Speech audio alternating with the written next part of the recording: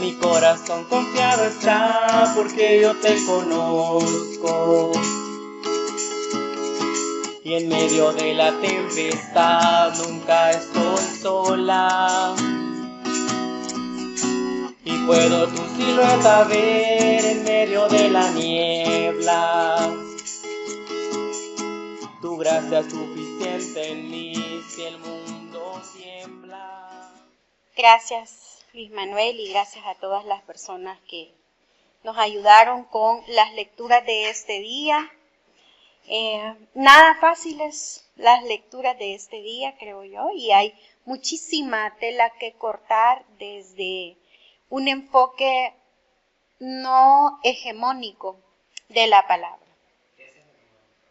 Hegemónico es lo que se considera que está a un nivel superior frente a otras posturas que son diversas o distintas dentro de la sociedad, pero hay algo que se da como norma o que se cree que es lo de siempre y por eso quiere imponerse frente a. Y quizás, gracias por haber preguntado eso, creo que eso es importantísimo dentro de la interpretación que vamos a hacer ahora de las lecturas de este día. Como saben, las lecturas tienen ahí una razón de ser y dentro de la Iglesia Episcopal, ¿verdad? Para quienes se presentan por primera vez ahora, esto es un espacio donde hacemos una teología inspirada en la Iglesia y la tradición anglicana. Somos los otros católicos, no adscritos al Papa de Roma, sino que tenemos nuestra forma reformada de ver las Escrituras y es una reforma que sigue constantemente en evolución. Para quienes hemos estado en la formación que damos los días martes, ¿verdad? Junto con Ministerio Latino, hemos explicado un poquito cuáles han sido como los papeles que han tenido estas teologías disidentes y por qué esto que Pablo nos narra ahora en el Evangelio cobra relevancia e importancia frente a los hechos que hemos vivido hace 9 días exactamente. Y por esa razón, para mí la reflexión de este día es por qué la divinidad y la Espíritu Santa son uno mismo, ¿verdad? Aquí hemos hablado de la Trinidad en este lugar, se nos han ido Magdalitas por estas reflexiones que hemos hecho de la Trinidad. Otras personas, al contrario, se han quedado porque encontraron un mensaje emancipador y consolador en estas reflexiones de esa teología viva. Quiero que veamos eso también. Magdala es una teología viva y una teología que está constantemente a sí misma en una revolución. Y estas de repente pueden ser palabras que también están como muy satanizadas allá afuera, ¿verdad? Hablar de revolución significa todo lo que está en contra de la norma, de seguramente son izquierdosos o izquierdoses los que están allí, ¿verdad? No solo porque estamos en Amate y tiene allá aquel rótulo invitándonos a ser comunistas, ¿verdad? Sino porque afuera desconocemos tantas cosas y yo creo que lo importante de las lecturas de este día es precisamente que no conocemos realmente a la divinidad. Allá afuera la gente se pone su investidura y se jacta de conocer la Biblia, pero no conoce a la divinidad. Y yo quiero invitarles a eso. Creo que esta va a ser la primera de muchas reflexiones en las que me voy a enfocar en ese espejo que es no la Espíritu Santa de la divinidad, sino la divinidad de la Espíritu Santa. Y hoy en la mañana había una discusión muy fuerte en otro espacio que es más holístico sobre estos temas y que por eso, miren, no se pierdan los martes la formación. O sea, si ustedes quieren algo parecido a una escuela dominical, ¿verdad? Bueno, yo crecí en escuelas dominicales y ya les he contado, en la mañana con la iglesia pentecostal y en la tarde con la iglesia católica. Así es que a mí nadie me puede venir a decir si conozco o no conozco, cómo es que se manejan las iglesias, porque las conozco de los dos lados, porque mi familia, por dicha, es numerosa, y he estado con los mormones, con los testigos de Jehová, con los pentecostales, con los católicos, ¿verdad? Y con otras tradiciones no cristianas, y creo que esa es una gran ventaja en la vida, porque te permite entender por qué las personas se suscriben a los libros y les dan esa lectura literal y desconocen completamente a la divinidad. Y por eso para mí esta afirmación que vamos a ver, porque esta frasecita no me la he inventado yo, está en las lecturas de este día si es que les prestaron atención. Yo espero que sí. Y que si no les prestaron atención, le pidan a Luis Manuel cuáles son las lecturas de este día. Ahí están las referencias para que las vayan a buscar, ¿verdad? Y yo creo que esa es otra forma también de hacer como la revolución. Y es una deuda también que tenemos aquí con Amate, porque ustedes saben que Amate está construyendo la memoria de la comunidad LGBT, y lo que Magdala está produciendo con estos documentitos en PDF que nos llegan cada domingo, donde hemos colocado nuestras afirmaciones de la fe, que no las van a encontrar en ningún misal católico, romano y apostólico, no las van a encontrar en la iglesia tradicional anglicana, ¿verdad?, de donde nosotros hemos sido exiliados.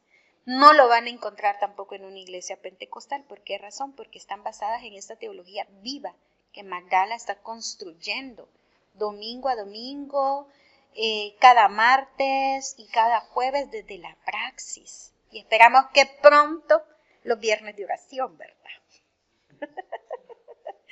Para quien corresponda. Miren, yo realmente creo que la Espíritu Santa busca cómo manifestarse continuamente. Pero no hay lugar, principalmente, donde el Espíritu Santo se manifieste que en nuestra psique. Eso que llamamos mente-corazón, ¿verdad? Y entonces yo siempre le digo a la gente, ¿cuál es su capacidad de visión? Y ustedes se acuerdan de las caricaturas de los Thundercats, ¿verdad? Con la espada del augurio, que le permitía ver más allá de lo evidente. Entonces piensen en el Espíritu Santo como esa espada del augurio que nos permite ver más allá de lo evidente. Pero si estamos hablando de ver más allá, significa también mi capacidad de escuchar más allá de lo evidente. Y por último, ¿verdad?, nuestro segundo punto de la psique, que va a ser bien importante aquí atrás, siempre cuando le digo a la gente, ¿usted dónde siente? Los que están aquí me pueden señalar a dónde sienten. Y los que están en casita escuchándonos o desde su espacio laboral, pregúntense, ¿a dónde sienten? Me encanta que la gente siempre se lleva las manos al corazón. Y a mí me encanta matarlas del susto cuando les digo, ahí no se siente. Sentimos desde acá, desde una conexión de eso que es capaz de ver más allá de lo evidente y de lo que soy capaz de percibir dentro de mí. Y con este pequeño ejercicio quiero regresar a que así es como se manifiesta el Espíritu Santo en nosotros, con nuestras conexiones neurológicas que recorren nuestra columna vertebral, y la discusión de ahora en la mañana comenzó por eso, ¿verdad? Porque era una imagen que decía que no éramos otra cosa más que una esamenta llena de fideos nerviosos. Y habían extraído toda la carne de un cuerpo humano y habían extraído todos los otros huesos, exceptuando todo lo que era el sistema nervioso central, desde el cerebro y el cráneo, ¿verdad? La masa de huesos que tiene el cráneo, la masa de huesos que tiene la columna vertebral y las ramificaciones de todos los nervios. No sé cómo hicieron para extraer todos los nervios, porque sí es la imagen de un cuerpo. O sea, de una persona que estuvo viva en algún momento y que todas esas conexiones neurológicas hicieron posible que esa persona pensara, sintiera, caminara, oliera y todo lo demás que hace la vida humana.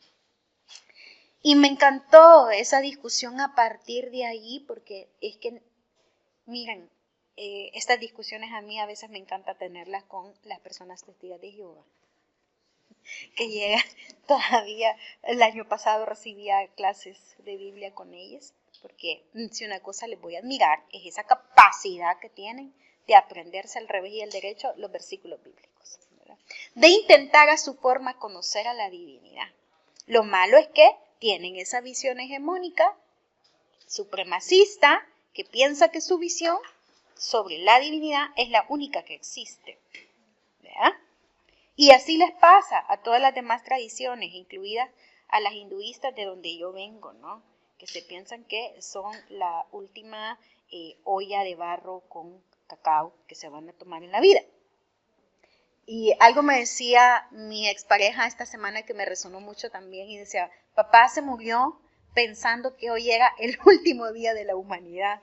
Y él fue una persona que no cuidó sus posesiones materiales, que no cuidó de su familia, porque decía, ¿para qué nos sirven las relaciones si cuando estemos frente al Creador no existe nadie que sea familia?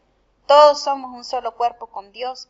Y entonces ahí podemos sacar muchas reflexiones acerca de eso también, que de repente me empezaron a hacer mucho ruido con las lecturas de este día. Pero ¿qué es lo que les quiero decir? Primero, a 9 días de todo lo que ocurrió en la Marcha del Orgullo acá en El Salvador, de verdad quisiera un momento de aplausos porque creo yo que hemos sido capaces de sostener la noticia en un mundo cada vez más desconectado de las realidades profundas, en un mundo que come noticias cada segundo y se desaparece todo lo demás.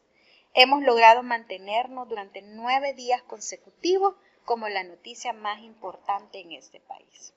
¿Y quién no ha estado hablando de la Marcha del Orgullo y de la forma en cómo la Marcha del Orgullo nos ha dado lecciones al resto de movimientos sociales en medio de una coyuntura muy difícil, pero donde las personas tuvieron la valentía de, frente al miedo que pudo significar los hechos ocurridos días antes, frente a ese miedo, decir, vamos a marchar. Salimos y mostramos quiénes somos. Y esto lo voy a conectar con algo de lo que hemos estado también discutiendo muchísimo en el grupo de la pastoral, y digo en el grupo de la pastoral que somos 3 personas realmente, ¿verdad? Alvarite, Luis Manuel y mi persona. Y en una discusión enfrascada que hemos tenido entre Álvaro y yo, porque muchas veces esta comunidad va con su propio viento, más allá del aliento que podamos tener Álvaro y mi persona principalmente, ¿no?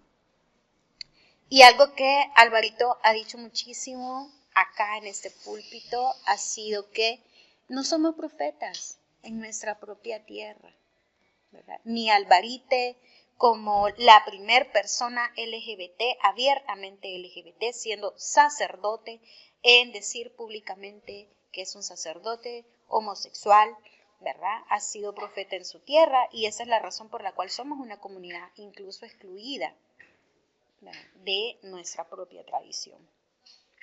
Yo lo he dicho muchísimo también y lo hemos hablado esta misma semana con Celina sobre muchos aspectos que tienen que ver con la carpa y los temas que mira la carpa. A pesar de que la carpa tiene 9 años de existencia, ni Celina ni yo hemos sido profetas en nuestra tierra. Pero eso no significa que la semilla no haya caído en ningún momento en tierra fértil. Y creo que esa es otra forma también en cómo podemos ver cómo la Espíritu Santa se refleja en lo divino dentro de nuestra existencia.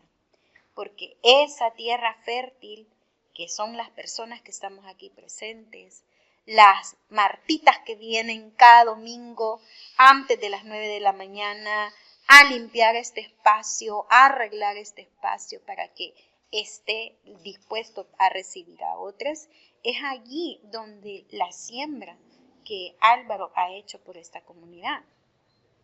Las mujeres jóvenes que ahora están retomando desde otro lugar el tema menstrual en este país llamado El Salvador, son la semilla fértil que Celina y yo sembramos hace 9 años atrás, cuando nadie hablaba de violencia religiosa por menstruar, cuando nadie hablaba de lo importante que son las mujeres que ya están en climaterio y en menopausia y que siguen estando vivas, porque acá media vez cumplís los 40 años, ¿verdad? O perdiste tu útero, parece que ya no existís o que ya no sos productiva por el simple hecho que ya no podés parir. Entonces, de repente podemos pensar que ha calado poco lo que hemos hecho, pero si vemos en retrospectiva, ¿verdad? Vida Plena como tal está a punto de cumplir 12 años. De esos 9 años han sido dedicados a el tema de visibilizar las violencias religiosas que viven las mujeres. ¿Cuánto tiempo va a cumplir Libres en Cristo, que fue el espacio al que yo llegué allá en San Juan Evangelista, liderado por el obispo Martín Barahona y por nuestra madre Alvarite, y que ha hecho posible que esta comunidad exista? Y lo quiero traer porque de repente se nos olvida esto tan importante que Pablo nos dice en el Evangelio, pero que lo dice porque leyó a Ezequiel en algún momento. No vayan a pensar que la tontísima de la Pablo, que tanto la odian las feministas, ¿verdad? Y además porque ustedes saben que desde una reinterpretación de la teología queer podemos encontrar señales en Pablo que era una persona disidente sexual, por si no lo sabían. Ya vamos a hablar de Pablo. Así como Alvarite ama a Juan, yo soy Paulina, ya saben, ¿verdad? Nunca me ha dado vergüenza decir que soy una feminista que ama a Pablo. Así es, como siempre. Yo creo que, miren, el sistema nos quiere opacar, silenciadas, quiere que hagamos precisamente todo esto que decía también el canto, ¿verdad? Que perdonemos 70 veces 7. Y no digo que no podamos hacerlo, porque yo puedo perdonar a esta sociedad intrusiva, pasiva y violenta que hizo que estas personas anglosajonas se fueran a meter a un espacio que era nuestro, y les puedo perdonar por su ignorancia, por su fanatismo religioso, ¿verdad? Pero hay cosas que definitivamente, y lo hemos conversado en otros talleres aquí, que no podemos perdonar. Y lo que no podemos perdonar es que actúen de manera violenta para evangelizar. El desconocimiento no nos hace reconocer que esas fueron expresiones de violencia y de odio. Y hace que las personas fanáticas religiosas piensen que eso es llevar el evangelio. Pero no hay ideas más equivocadas, ¿no? Yo creo que de las lecciones donde podemos ver al Espíritu Santo reflejando a la divinidad es en esas personas que decidieron sacar a estas personas de la marcha. Y para mí, en mi recuerdo de ese momento, ¿verdad? Que hubo un momento que me aletargué porque escuchar a Fernando preocupada por Abiel, y Abiel que se había ido con la turba, ¿verdad? Yo chiquita, sin poder ver a dónde iba la otra cabeza.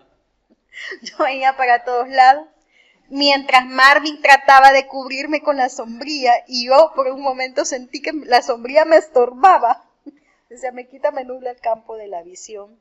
Yo creo que ese momento, al traerlo a mi mente, me recuerda muchísimo a ese Jesús que hizo uso de su derecho al encabronamiento, ¿verdad? Cuando estaban las personas vendiendo cosas allá en el templo. O sea, no era un espacio para estar comercializando la fe, sino que era un espacio para la devoción. La marcha del orgullo era un espacio de reivindicación de nuestros derechos. Un espacio que nos han arrebatado. Entonces no era posible que aún en ese espacio ganado, conquistado, con el dolor de muchos, con la ausencia de muchos que ya no pudieron ir a marchar porque la LGBTfobia sigue existiendo en este país y lo vemos a cada momento, ¿no? Para mí eso es una forma en cómo la Espíritu Santa sigue cobrando vida y sigue cobrando fuerza desde estas actuaciones donde defendemos a capa y espada nuestras convicciones, ¿no? Frente a estas violencias pasivo-agresivas. Y yo creo que estos son formas también proféticas en que la Espíritu Santa actúa en nuestras vidas. Una de las cosas que para mí ha significado muchísimo en estas lecturas es cuando Pablo le dice que si no quieren, ¿verdad?, ser evangelizados, si no quieren ser escuchados, simple y sencillamente que se vayan, pero que se sacudan el polvo. Y para mí, créanme que me quedé pensando muchísimo en eso, porque dije, esto también es otra forma de violencia, y ahora en la mañana, que Domingo nos colocó el tema de Pablo, ¿verdad? Tuve ganas de decir, tenemos que entender algo de Pablo, y ahí es donde pienso que más adelante vale la pena tener un curso sobre Pablo, ¿no? Miren, Pablo era un soldado, era romano, venía de otro contexto sociocultural y a veces se nos olvida que él no era judío, ¿verdad? Que él no era del pueblo de Jerusalén, sino que venía de otro contexto. Además, o sea, él se convirtió muchísimos años después de la muerte de Jesús. Entonces, muchas de las cosas de lo que él es y de la forma en cómo él asumió, ¿verdad?, la continuidad profética del amor de Jesús, tienen que ver precisamente con su marco sociocultural. Y a veces eso se nos olvida, ¿no? De dónde vengo, cuáles son mis orígenes o los orígenes de esta persona.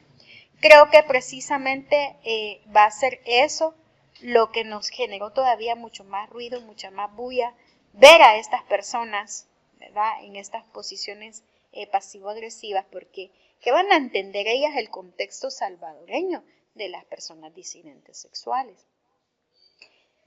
Y creo que por eso para mí, cuando Pablo nos dice, nos hace este llamamiento, ¿verdad?, de limpiarnos los pies, como modo de advertencia, porque eso es como una advertencia, ¿verdad? O sea, esto no es tierra sagrada y no puedo ni siquiera llevarla, ¿no? Me saca un poco de onda también por el hecho de algo que yo le mencionaba a una persona un día de estos. Si bien es cierto, Jesús hizo uso de su derecho al enojo, a la rabia, para denunciar, ¿no?, el mercantilismo de la fe. Pero también es cierto que Jesús fue quien nos dio las muestras de bondad y de misericordia más grandes. Entonces, no podemos, creo yo, hacer que los pueblos de primas a primeras entiendan qué es lo que queremos ofrecerles, si no es por medio de un proceso que lleve más tiempo. Y aquí es donde para mí cobra sentido todo, ¿no? Cuando la Espíritu Santa se manifiesta como un reflejo de la divinidad, hablamos de procesos. Siempre creemos que el Espíritu Santo es como un rayo consumidor y nos hará una persona nueva de la noche a la mañana por arte de magia, como le querramos llamar. Pero los procesos de la Espíritu Santa son lentos. No son así. La Espíritu Santa nos lleva con mucha paciencia por caminos bien complicados. ¿Para qué? Para que primero nos desmantelemos nosotros del orgullo, del ego. Y esto a mí me hizo así como mucha roncha también, porque yo dije, quizás son signos, ¿no?, de cómo la Espíritu Santa no está presente en muchas personas. Porque cuando buscamos la fama, la idolatría, Y eso pasa mucho con los liderazgos religiosos. Y nos tenemos que cuidar muchísimo de eso, si realmente queremos ser guiados por el Espíritu Santo. Y eso aparece también en las lecturas de este día, el tema del orgullo, ¿verdad? Y miren, en un contexto hegemónico, tradicional, llenarnos de un falso orgullo es bien fácil, pero sumamente fácil. Basta con que veamos los memes, ¿verdad? 2 o 3 seguidores tengo, pero por esos 2 o 3 seguidores voy a seguir haciendo memes. Yo creo que ese es el ejemplo más chiquito donde podemos ver el tema del orgullo manifestado, ¿verdad? Y créanme que lo he pensado muchísimo porque una de las cosas que tenemos que reconocer también es que estamos impregnados del sistema patriarcal, androcéntrico, verticalista, capitalista, bancario además. Y desmontarlo es bien complicado. Yo sé que estos son términos un poco raros, pero ¿a qué me refiero? A la forma en cómo hemos venido haciendo las cosas. Y en estas discusiones que hemos tenido en el equipo pastoral, ha habido mucho de eso también. Cómo Magdala, dejándose guiar por el Espíritu Santo, se convierte cada vez más en un ente colegiado y no en un ente verticalista. Aquí, miren, tuvimos unas discusiones súper heavy hace 2 años atrás, cuando Álvaro nos gritaba, ¿verdad? Porque no era a predicar, no estaba hablando, ¿verdad? Estaba gritándonos, ¿verdad? De que no lo viéramos a él como el líder, el sacerdote, el pastor guiando a sus ovejas, ¿verdad? Porque él nada más era un mensajero de la divinidad. Y podemos ver muchos de esos rasgos en la figura de Jeremías, más que en la figura de Ezequiel, por cierto, sino en Jeremías. Podemos ver esos rasgos en los Isaías, porque para quienes no sabían, Isaías no fue una persona que vivió 500 años. Fueron 5 personas que escribieron el texto.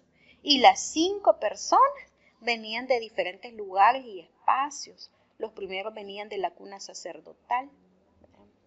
Los segundos venían de la cuna comercial. Y el último, ¿verdad? El zarrapastroso, arrastrado, pobre Isaías, que lo vemos como una figura que ya estaba envejeciendo, en realidad era la persona propia del pueblo, lo que podemos considerar como profetas realmente, ¿no? Cuando estábamos hablando de Hulda, ¿se acuerdan? El martes que vimos a Hulda, vimos las características de ser profeta. Casi nunca hablamos de las mujeres profetas, pero ahí están en la Biblia. Y tienen las mismas características que van a tener los hombres profetas.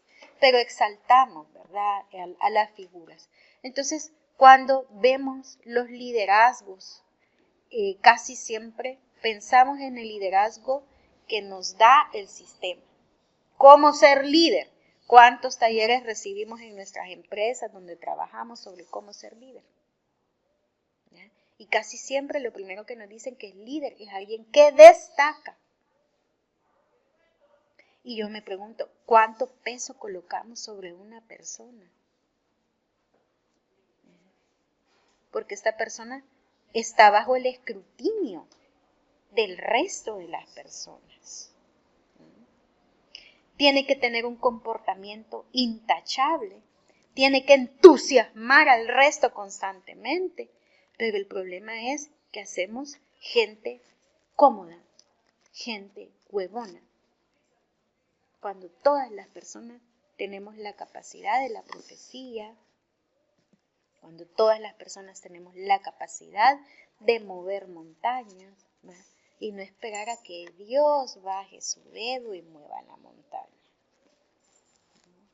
Hay una razón también por la cual creo que para las tradiciones no cristianas es más fácil verlo, para la cual la divinidad se expande en todos nosotros a través del Espíritu Santo. Y es para que hagamos esos cambios, para que hagamos esas revoluciones. Pero la primera revolución tiene que venir allí, desde desmontar estos imaginarios de cómo vemos los liderazgos, de cómo vemos el tema de el posicionarnos frente a otras, a otros y a otras como superiores. Y aquí está, no me lo estoy inventando yo, lo decían ahora las escrituras, que no hay que sentirnos más que otros por nuestras cualidades y nuestras habilidades. Al contrario, hay que compartirlas y expandirlas. Una de las cosas que a mí me gusta siempre decirle a las personas en los talleres, y que por lo general son personas mucho más grandes que yo, es que ellas van a continuar mi tarea. Son las depositarias de la información que les estoy dando para que no muera, para que siga siendo esa semilla que va a caer en tierra fértil. Pero va a depender también de la voluntad de cada quien, y esa voluntad de ser tomadas por el Espíritu Santo creo que es la que muchas veces nos falta. Porque vamos a ver los signos de los tiempos que nos están diciendo por dónde caminar en esta lucha que tenemos contra la opresión, contra la injusticia, que son los verdaderos demonios del mundo, ¿no? Contra las esclavitudes, contra las guerras, ¿no? Y por eso me encanta muchísimo Hildegarda de Bingen. Se lo atribuyen a otra mujer feminista, pero fue Hildegarda la primera en decir que la única sangre que no es producto del sufrimiento y del dolor es la sangre menstrual. Nuestra santa, nuestra doctora de la iglesia, Santa Hildegarda, fue la primera en decir eso, ¿no? Pero fíjense bien, creo que Magdala genera su profecía, ¿no?, sin hacer los conflictos que vemos afuera. Creo que Magdala no se da cuenta muchas veces de la capacidad profética que tiene de transformar este mundo y de colocar de una manera distinta también, ¿no?, lo importante que es ser reflejo de la Espíritu Santa. Yo quiero reconocer eso esta mañana, que somos esa deconstrucción de la hegemonía cristiana y que estamos llenos del Espíritu Santo, aunque a veces nos cueste creer que el Espíritu Santo está dentro de nosotras o que nos cueste verla, ¿no? Pero el simple hecho de estar aquí y de seguir sosteniendo este espacio, que no es sencillo, ¿verdad?, de querer hacer las maneras de cosas de forma colegiada, ya es el Espíritu Santo actuando. ¿Y qué es lo que nos queda?